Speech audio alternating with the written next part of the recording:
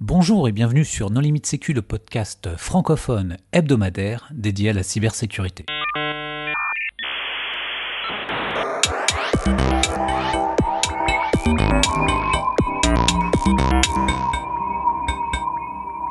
Alors aujourd'hui, nous allons parler d'une ONG qui s'appelle ICON avec Lénigue Pedron. Bonjour Lénigue. Bonjour. Nous recevons également Jérôme 16. Bonjour Jérôme. Bonjour. Pour discuter avec eux, les contributeurs No Limit Sécu sont Nicolas Ruff. Bonjour. Hervé Schauer. Bonjour. Et moi-même, Johan Hulot. Alors, Lénigue, préambule, est-ce que tu voudrais bien te présenter ? Donc, je suis Lénigue Pedron, je suis la cofondatrice et présidente de l'ONG ICON. Et je viens du monde de la cyber qui est ma passion à la base, et puis j'en ai fait mon métier il y a quelques années. Jérôme ? Eh bien, je suis Jérôme 16, je suis consultant et en gestion des crises cyber depuis quelques années maintenant. Et je suis un ancien journaliste spécialisé dans les questions de cybersécurité depuis longtemps aussi. C'est une passion. Alors, Lénigue, comment est née cette ONG ? L'ONG est née en 2017, alors avec des personnes qui se connaissent depuis longtemps, à vrai dire.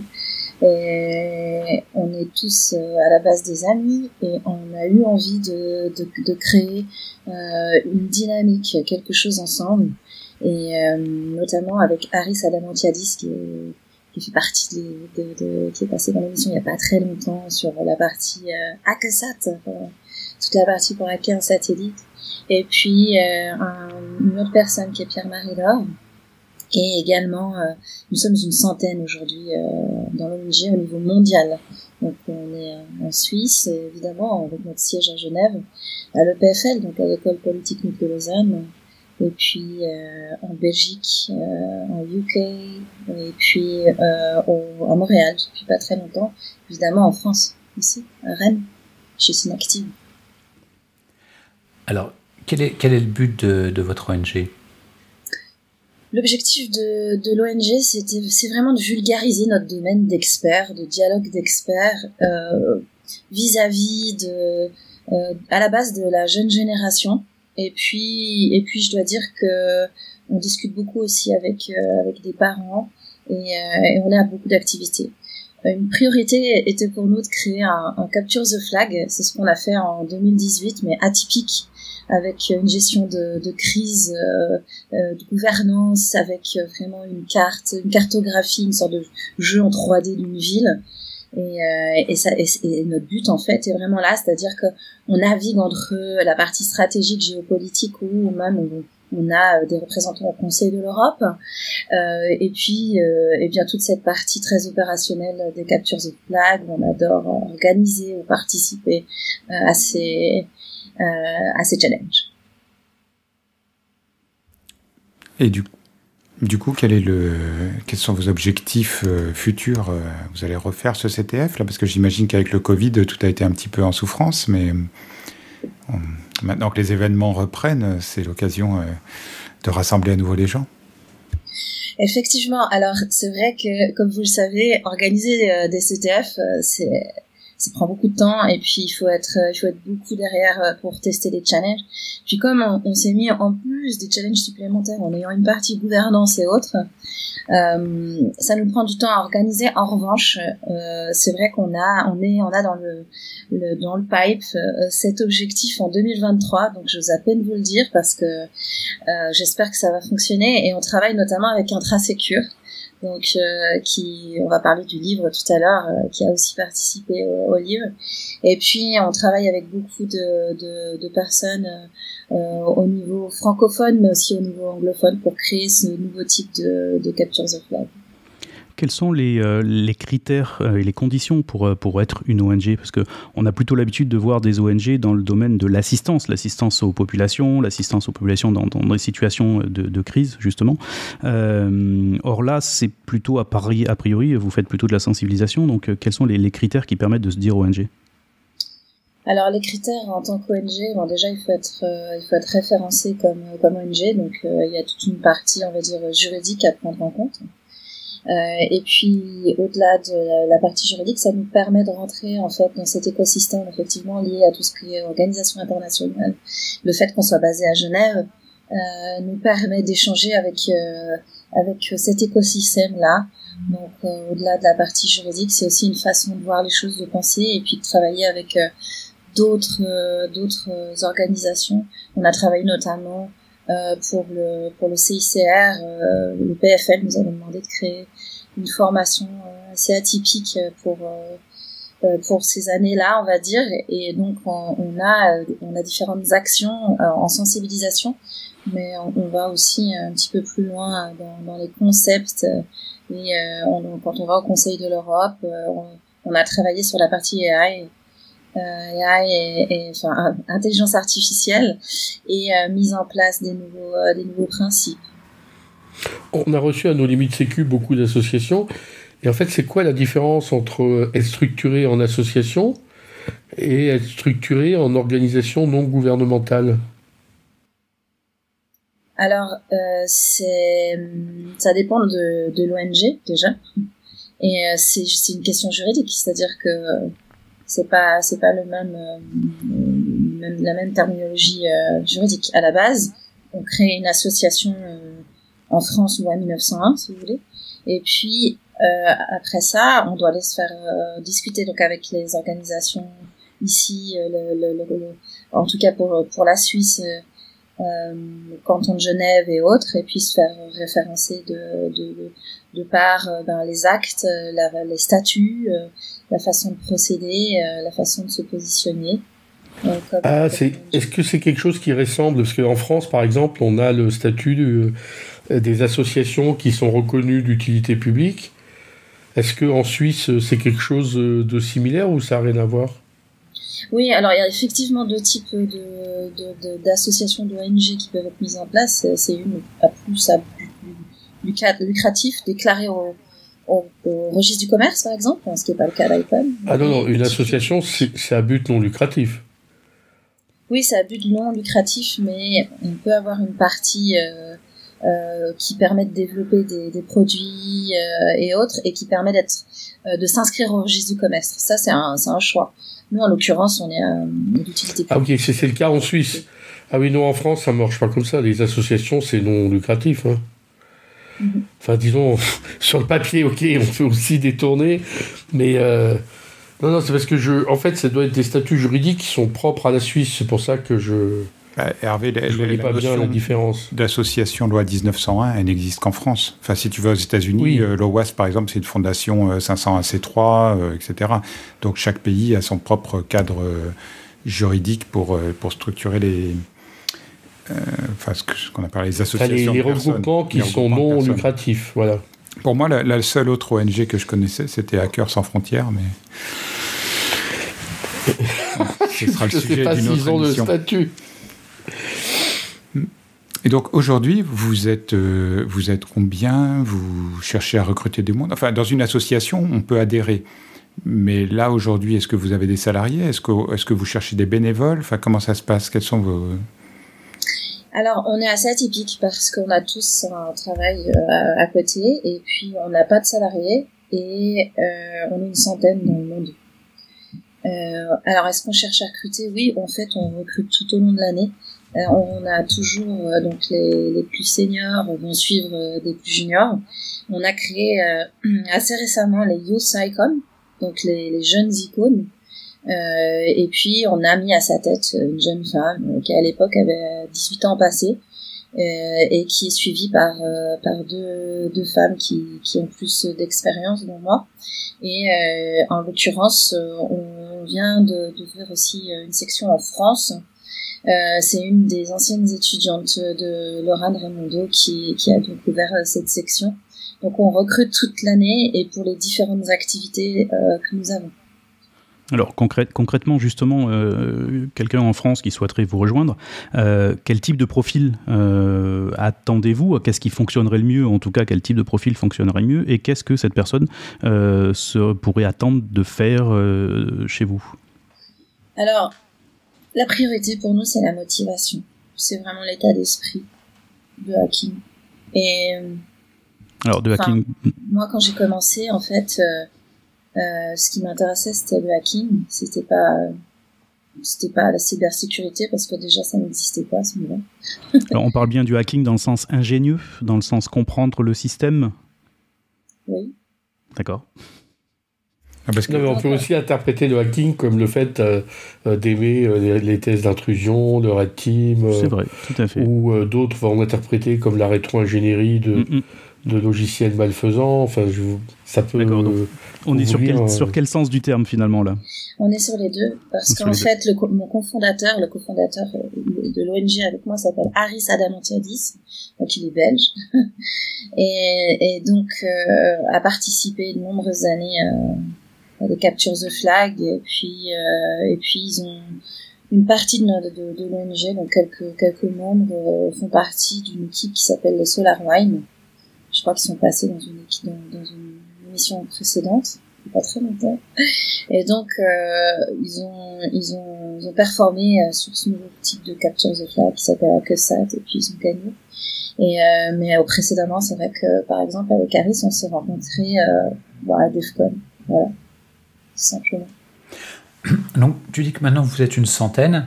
Vous avez commencé cette ONG en 2017. Au départ, vous étiez combien? On était une douzaine quand même. Il y avait Haris, il y a Christophe Frey qui a coécrit le livre avec nous là depuis le départ aussi. Il est parti vivre maintenant à Montréal. C'est lui qui a ouvert l'antenne à Montréal. Et puis on a Laurent qui était là, mais plutôt sur la partie data protection et puis plutôt géopolitique. À chaque fois on a si vous voulez c'est la force d'Icon, c'est que au niveau de la provenance des profils, on a évidemment beaucoup de techniques, mais aussi des personnes de la gouvernance. Christophe Frey en fait partie, et c'est pour ça qu'on a eu envie de créer ce livre, de coécrire ce livre ensemble, et pas simplement voilà. Alors, on va parler du livre dans quelques instants. Moi, j'aimerais comprendre, en fait, qu'est-ce qui pousse les gens à adhérer à votre association? Le jeu. Le jeu, parce que en fait, on est dans un domaine que vous connaissez tous extrêmement bien, et pour y rester, il faut quand même avoir un peu de passion. Et c'est vrai que on a besoin d'en parler entre nous. Et puis, je sais pas, on se retrouve dans des discussions, on a cette envie de partager, de faire comprendre notre domaine d'activité qui est parfois super complexe. Donc, et puis on a envie, avec Haris, je crois que c'est quelque chose qu'on essaye d'insuffler au quotidien, de pouvoir redonner. C'est-à-dire ce que nous, on a pu avoir, par exemple, moi j'ai eu la chance d'être formée par HFR, Paulo Pinto, dans les années 2000, et c'est vrai que c'était vraiment quelque chose d'assez incroyable ce que j'ai reçu. Donc, alors avec Guillaume du Yes We Hack, etc., on continue à échanger, mais pour moi, c'est vraiment important de pouvoir redonner. Ouais.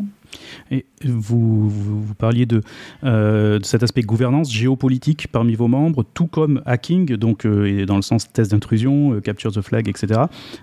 Comment se passe la fusion de toutes ces compétences pour donner quelque chose d'unique finalement, quand on sait que dans bon nombre d'entreprises, c'est très difficile à rapprocher ces deux univers? Justement, c'était le challenge. C'est-à-dire que c'est pour ça qu'en 2018, on a créé un CTF atypique, où on a pris un risque vraiment, parce que on s'est positionné en disant ok, c'est bien, on va mettre un peu de reverse, un peu de web, on a même eu 2-3 épreuves blockchain, bref voilà. Puis on s'est dit mais ce qui est important, c'est aussi la partie gouvernance et les scénarios qu'on pourrait jouer au même niveau. Et c'est ce qu'on a fait. Et donc c'est pour ça qu'on retrouve un Christophe Rey, c'est pour ça qu'on retrouve des personnes vraiment de la gouvernance, un Paul Wang et autres qui viennent vraiment de la gouvernance. Et ce qu'on aime aussi avec notre DPO, David Ferreira, qui a le côté technique de l'Université de Lausanne, formé à l'Université de Lausanne, cybercrime, etc. Et en même temps, il est DPO, donc c'est de toujours avoir, on va dire, des piliers qui s'accordent. Et en fait, c'est une histoire aussi de personnes. Donc ça nous a permis de montrer que ça pouvait marcher. Et ça, pour nous, c'est important. Et aussi, donc moi j'aime plutôt de la gestion de crise, communication cyber. Donc je suis arrivée avec cette brique, et puis j'ai un monde de Lozint, donc je suis arrivée avec ces briques là, et c'est en fait le fait d'avoir envie de faire des choses ensemble qu'on a pris nos matières et on les a mélangées. Je me souviens d'ailleurs quand on a joué les premières épreuves, on avait une pure équipe de CTF qui était présente, et au début ils regardaient les épreuves de gouvernance en me disant non mais et puis du coup, comme on avait joué sur les points, et mis plus de points sur les gouvernances, ils ont commencé à jouer et ils lâchaient plus. C'était super intéressant. Et puis on avait Gaël Delallo, pour ceux qui le connaissent, qui a créé, en fait, parce qu'on a créé tout un scénario avec une ville, avec des attaques derrière chaque bâtiment, l'hôpital, l'aéroport, l'école, etc. Et puis Gaël a créé une intelligence artificielle qui, elle, était sous la ville. Et en fait, il fallait se battre contre l'intelligence artificielle et gagner. Donc finalement, l'équipe type pour remporter ces CTF, elle est très variée, c'est totalement pluridisciplinaire. Exact. Et ce qui est assez rigolo, c'est qu'en fait, on voit des participants à ce type de CTF qui dépassent leurs limites, et qui ce sont souvent des gens extrêmement brillants, donc ils ont la capacité de sortir de leurs limites et puis d'aller sur un peu le terrain des autres, et ça c'est aussi super intéressant de voir ça, parce qu'on imagine que quand ils rentrent en entreprise, ils comprennent peut-être un tout petit peu mieux ce qui est vraiment, ce que je trouve vraiment intéressant dans votre approche, c'est que justement ça permet à des gens qui auraient pu se sentir exclus du CTF parce que n'ayant pas le bagage technique nécessaire, de venir contribuer et d'apporter quelque chose que les experts techniques n'auront pas forcément ou ne pourront pas apporter de la même manière. Et depuis la création, vous avez réussi à en organiser combien des CTF ? Alors comme celui-là, un seul, et franchement c'était déjà pas mal. Donc autant vous dire qu'on y a passé des nuits, que je me souviens encore d'Aris qui était en train de gérer les serveurs la veille, on se demande, enfin voilà, mais tout s'est bien passé, c'était super, et c'est pour ça qu'on veut relancer la machine en 2023, et d'ailleurs si certains souhaitent participer, on cherche toujours, que ce soit pour créer des épreuves, pour nous aider, ou aussi pour runner les épreuves. Ça, c'est important. Et pour candidater, parce que je pense qu'il y en a beaucoup qui souhaitent participer au CTF en tant que candidat qui essaye de gagner, on doit aller où ? On doit s'inscrire où ? Alors, ce sera disponible généralement sur notre site, sur le site d'Icon NGO, c'est icon.ngo tout simplement. Mais pour le moment, on n'y est pas à l'inscription. De toute façon, on va faire des cales, c'est sûr, on aura des quals parce que on peut pas avoir trop d'équipes sur place. Et voilà, ça va arriver tout doucement. Et pourquoi ne pas rejouer en fait le premier CTF dans un premier temps parce que je suis persuadé qu'il y a un grand nombre de personnes qui seraient intéressées.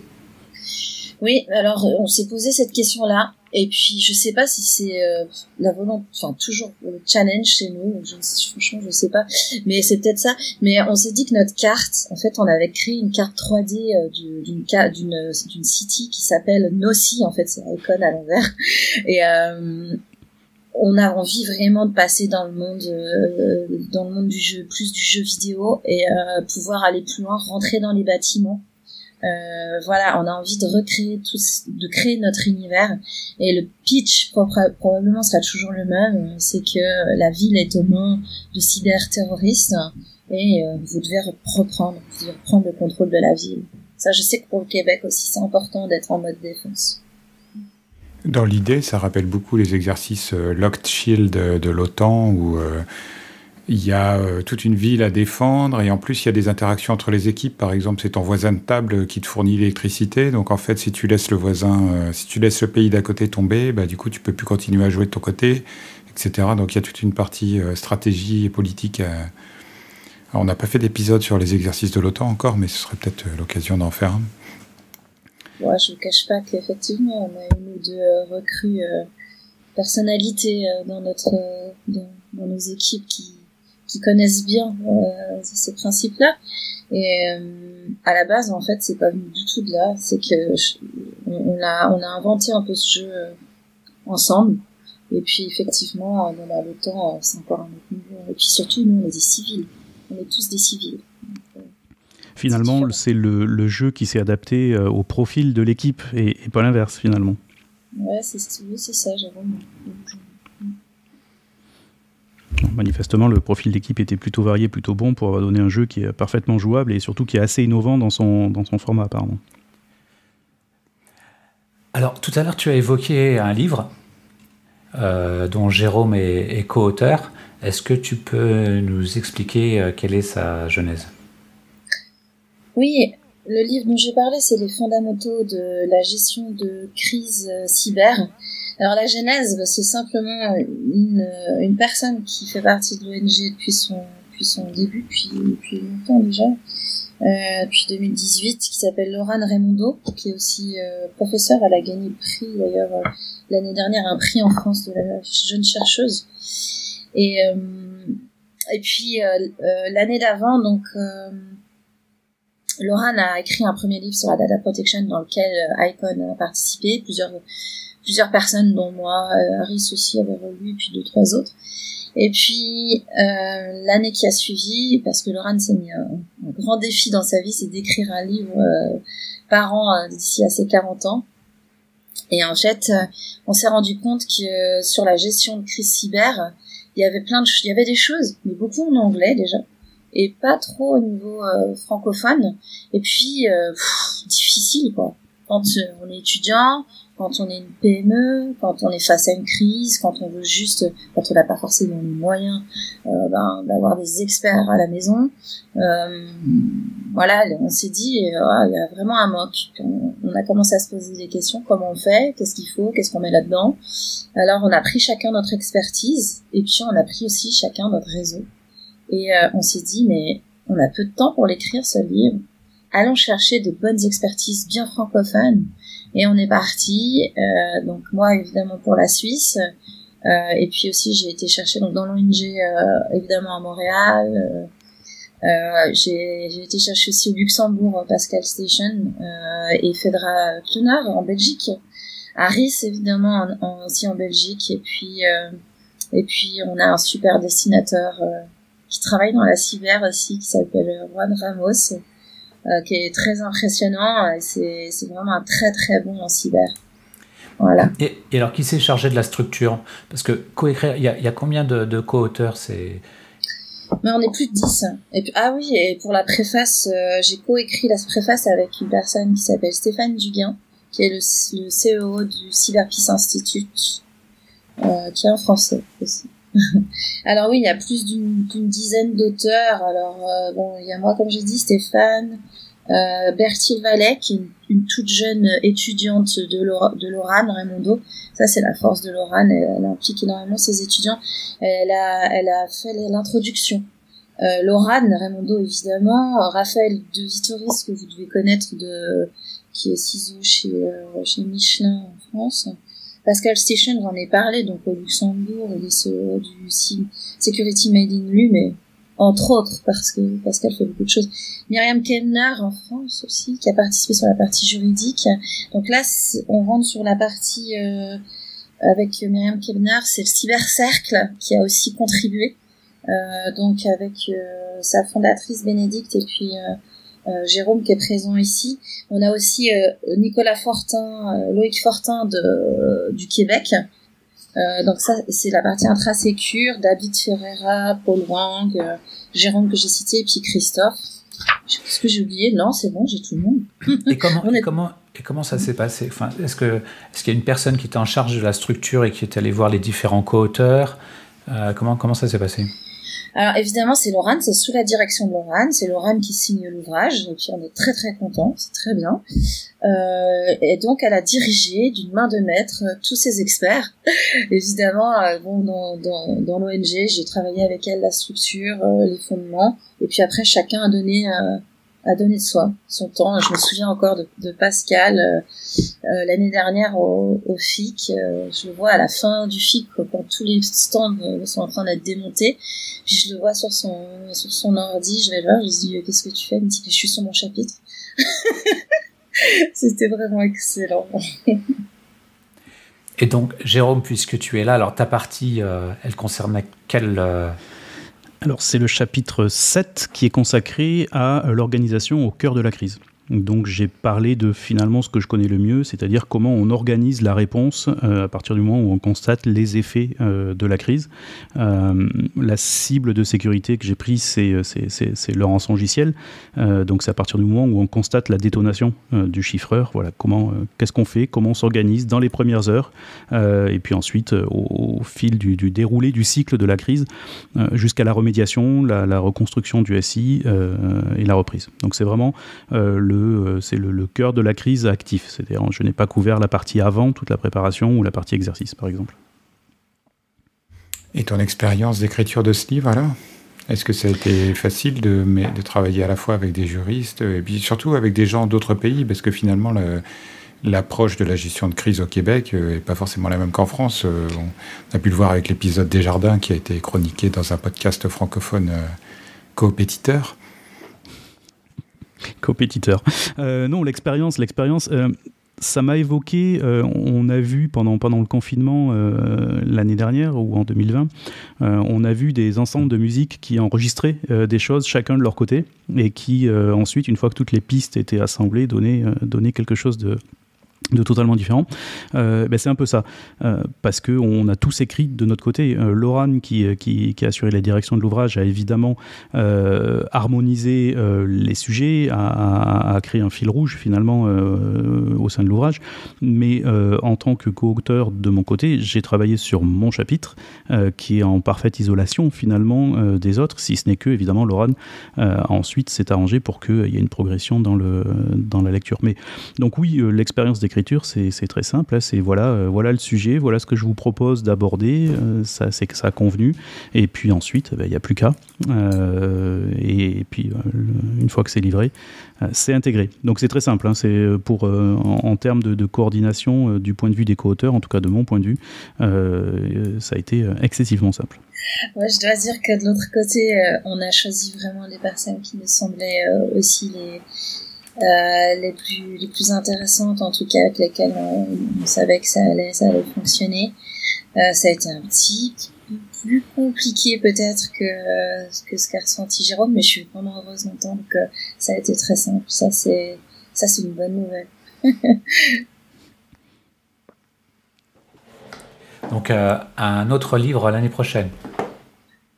Ah, il faudra voir avec Laurent, hein. Ouais, peut-être, je sais pas. En tout cas, c'est une première édition. Alors peut-être que avant le deuxième livre, avant de déjà repartir sur un autre contenu, on sait que si on vend 3000 exemplaires, on pourra peut-être faire une V2. Moi, j'ai déjà des idées parce que voilà, on voit toujours ce qui va et ce qui va pas, hein, surtout. Donc, et puis voilà, c'était vraiment une expérience assez incroyable, je dois dire. Ok, donc vous organisez des CTF, rédaction de livres. Il me semble que Jérôme parlait de sensibilisation. Oui, c'est juste, ça me tient particulièrement à cœur avec Harris et avec d'autres qui sont à la base de l'ONG ICON, de sensibiliser les jeunes, parce que je sais pas, devenus parents à un moment donné, et puis probablement que on s'est dit, mais enfin, moi en tout cas avec Harry, je me souviens d'une discussion, on s'est dit, mais comment tu vas parler de ça à tes enfants, comment tu vas amener le sujet, et on s'est dit, mais nous-mêmes on se pose la question alors qu'on est censé être au cœur. Donc, il faut peut-être qu'on fasse quelque chose. Et c'est venu un peu comme ça. Et du coup, en fait, depuis la création de l'ONG, on a formé environ 4500 bénéficiaires. Je dis bénéficiaires parce qu'il y a des jeunes. Alors, on a créé avec l'Université de Genève un kit à disposition pour les formateurs. Par exemple, vous voulez former les voisins, et puis ou alors dans une école, un professeur ou autre. On a créé ce kit, et puis l'objectif c'était vraiment de partager au maximum de monde. On s'est rendu compte qu'il y avait quand même besoin d'un appui, donc on a commencé à former de plus en plus de jeunes pour ça, parce qu'on trouve que c'est intéressant aussi que la jeune génération, je peux dire par exemple les 16-20 ans, forment les 9-13 ans. Donc on participe aussi tous les ans à la semaine de la démocratie. et aussi à la semaine des droits humains. Donc, avec cet objectif toujours de former des jeunes et de parler aussi aux parents. C'est-à-dire qu'on a mis en place un format où on reçoit les jeunes, souvent à huis clos, et puis ensuite on fait des discussions, etc., anonymisées. Et ensuite, on fait rentrer les parents, on discute avec les parents et on voit comment est compris, comment est vue cette matière, avec cet objectif de dépasser ce côté écran qui va pas, etc., et d'aller dans un sens positif avec tout ça. Et alors, spoiler, est-ce qu'il y a un écart important entre la perception des enfants et des parents ? Alors, je dois dire que sur les générations il y a 6 ans environ, oui. Sur les générations maintenant, on voit que les enfants, les plus jeunes générations sont assez sensibles, comprennent aussi ce que c'est que la revente des données, parce qu'on travaille aussi sur cette partie de revente des données, et éduquent maintenant leurs parents, et ça c'est assez intéressant, et ça permet de démystifier, de permettre aux parents d'être moins stressés avec ce sujet qui stresse beaucoup moins les jeunes. C'est intéressant de voir l'évolution des générations. Maintenant les 9-13 ans ont une vision très différente finalement de l'internet, du web, du cyberespace. Il faut quand même se méfier de la transmission d'informations de jeune à jeune. Hein. Hashtag anti-2010. Oui, ça c'est certain. C'est pour ça qu'on a mis en place ces programmes de Youth Icon où on est des icônes et on suit les jeunes et on quadrille généralement ce qui se passe. C'est important. Ouais. Ok, est-ce que tu voulais dire quelque chose, Nico ? Oui, enfin, de manière générale, moi je voulais faire un peu mon boomer et dire qu'on a l'impression que les jeunes sont à l'aise avec la technologie, mais en fait, ils comprennent pas grand-chose. Enfin, il y en a quelques-uns qui sont plus malins que les autres, mais la plupart sont des très bons utilisateurs, mais ils n'ont pas forcément la connaissance au sens du hacker, c'est-à-dire vraiment qu'est-ce qui se passe derrière. Est-ce que mon téléphone va fonctionner si je suis en mode avion, si j'ai que le Bluetooth, est-ce que je peux faire un mesh network en Bluetooth, ce genre de choses. C'est, pour eux, ils ont une vision interface utilisateur des choses, quoi. Et ça ne date pas d'hier. À titre d'exemple, je ne citerai pas évidemment la société en question, mais l'un de mes amis gère une partie du service informatique d'un gros éditeur de logiciels dans un coin un peu isolé de la France. Et lorsqu'on en discutait, c'était il y a une dizaine d'années déjà, hein, il me disait que les jeunes développeurs qui arrivaient, qui passaient une petite semaine, 10 jours de formation, n'avaient aucune connaissance de comment fonctionnait vraiment la machine, et leur seule compétence entre guillemets se limiter à empiler des briques logicielles de manière à répondre à une demande et d'expédier, quoi. Et pour eux, le concept de qu'est-ce qui se passe entre le moment où j'appuie sur le bouton on-off de mon ordi et le moment où j'ai mon bureau à l'écran, c'est magique. Et ce manque de connaissance là, je vais parler des briques, mais pas celles qui assemblent, en tout cas des briques de base, vraiment, que l'on a tous connues, parce que quand on a commencé avec la micro-informatique dans les années 80, pour parler de boomer, on a été obligé d'empiler des connaissances sur des connaissances simples, finalement, et on a une vision qui est beaucoup plus, je pense, organique et holistique de l'ensemble. Okay, voilà, c'était mon côté pro-boomer, pardon. On va clore la séquence boomer. Je précise quand même que les boomers, c'est jusqu'en 1964. Hein. Après, Ah mince, d'accord, ok, on y a échappé alors. C'était pour préciser que j'étais hors sujet, c'est ça? Nous sommes la génération X, Hervé. Alors, chez Icon, est-ce que vous avez d'autres activités? Oui, on a différentes activités. En fait, les activités vont au gré des personnes qui nous rejoignent. Et on est avant tout un réseau de confiance, donc on aime bien pouvoir avoir des personnes qui sont parrainées par d'autres pour rejoindre, et puis qui rejoignent avec vraiment cette volonté, cette même envie que ce que nous avons insufflé au départ. Donc ça veut dire que finalement l'objet finalement même de la NGO pourra changer, se métamorphoser au gré des profils qui vous rejoignent, et que le plan n'est pas écrit finalement. Exactement, on a posé la première pièce du puzzle Et puis je pense qu'avec Harris, on serait très content aussi que d'autres viennent poser bien, faire d'autres pièces. Et c'est ce qui se passe aujourd'hui avec les Yosaikon, donc qui sont en train de créer la suite. Voilà, on reste là, mais on soutient. À la base, on est vraiment là pour soutenir. Donc si vous avez des vignerons ou des brasseurs qui vous rejoignent en masse, plutôt que des développeurs de jeux vidéo, finalement... Mais ça n'empêche pas d'être vigneron et hacker, parce que justement, on a des brasseurs et hackers. Donc, au contraire, on est très très contents. Ça donne des soirées très animées. Ok, Lénigue, est-ce que tu voudrais apporter le mot de la fin ? Merci de nous avoir permis de nous exprimer. C'est vrai qu'on est assez discret, donc on est très contents, je pense, de pouvoir parler un peu de ce qu'on fait. Et puis d'avoir participé à ce projet de livre avec Cybercercle, Jérôme, Medix. C'était vraiment quelque chose d'intéressant et d'important pour nous. Et que voilà, je me réjouis si vous voulez participer ou plutôt nous aider à construire le CTF en 2023. Contactez-nous surtout. Le message est passé. Eh bien, merci d'avoir accepté notre invitation. Chers auditeurs, nous espérons que cet épisode vous aura intéressé. Nous vous donnons rendez-vous la semaine prochaine pour un nouveau podcast. Au revoir. Au revoir.